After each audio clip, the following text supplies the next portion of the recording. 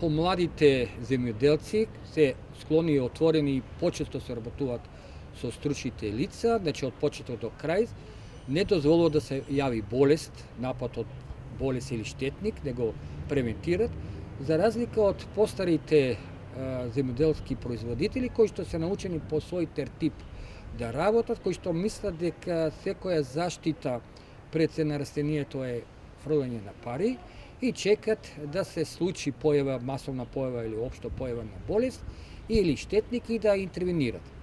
Уште еднаш ке повторам, во земјоделието нема лечење.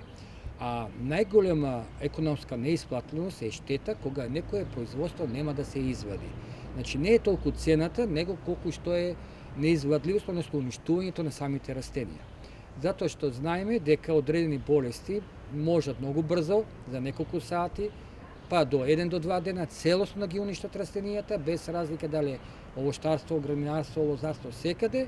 И затоа уште еднаш ке повторам, идеални услови за појава на болести треба да се интервенира, но со претходна стручна консултација со стручњаците агрономите.